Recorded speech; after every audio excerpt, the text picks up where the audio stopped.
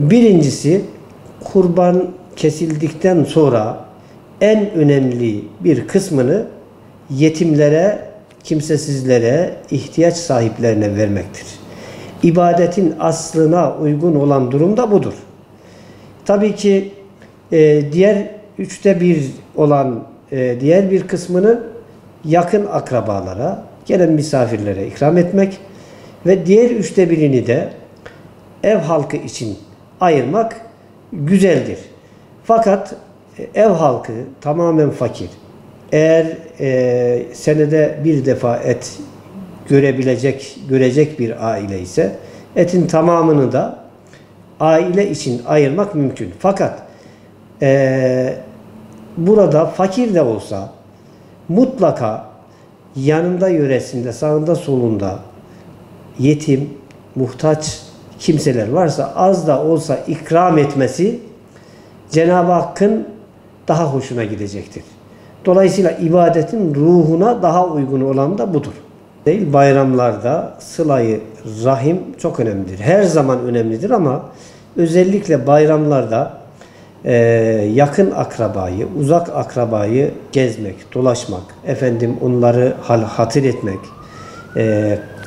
kısaca sıla-i rahim İslam'ın önemsediği, Allah Celle Celaluhu'nun Kur'an'da Müslümanlardan istediği, Peygamber Aleyhisselatü Vesselam Efendimizin teşvik ettiği çok önemli ibadetlerden bir tanesidir sıla-i rahim.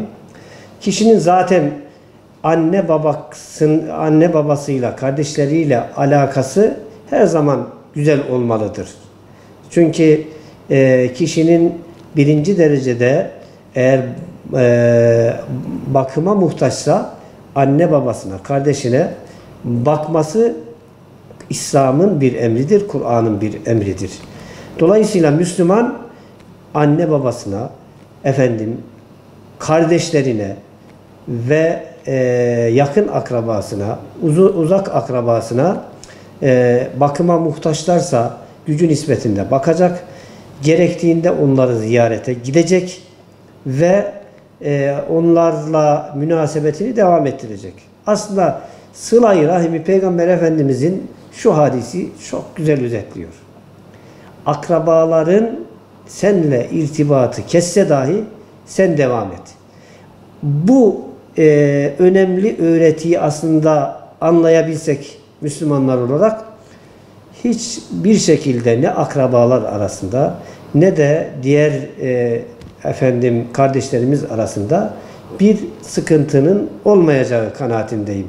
Yeter ki bu hadisi veya Allah Celle Celaluhu'nun bu konudaki emirlerini gerçek manada öğrenip hayatımıza tatbik edelim. Allah Resulü'nü ve onun getirmiş olduğu Kur'an'ı rehber edindiğimiz zaman Allah'ın izniyle hem sıla-i rahim babından hem de diğer ibadetler bakımından Allah'ın istediği birer mümin olabilme imkanımız mevcuttur. Bayramı birlik ve beraberlik. Yani bugün Müslümanların birlik ve beraberliğe çok ihtiyacı var. Hepimizin malum maalesef İslam alemi paramparça olmuş. Neden? Kur'an'ı ve sünneti tam manasıyla özümsemediğimiz için. Kur'an'a baktığımız zaman ve atasimu bihablillahi cemi'an ve la teferraku. Toptan Allah'ın ipine yani Kur'an'a sarılın, asla ayrılmayın buyurur. Dolayısıyla müminler kendi aralarında bağları sıkı tutacak. Bayramlar da buna birer vesiledir.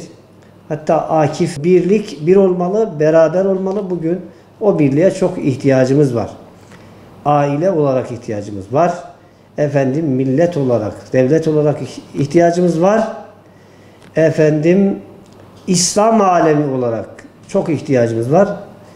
Hatta insanlık alemi olarak birliğe ve beraberliğe her zamankinden daha çok ihtiyacımız var. Cenab-ı Hak birliğimizi ve beraberliğimizi bozmasın.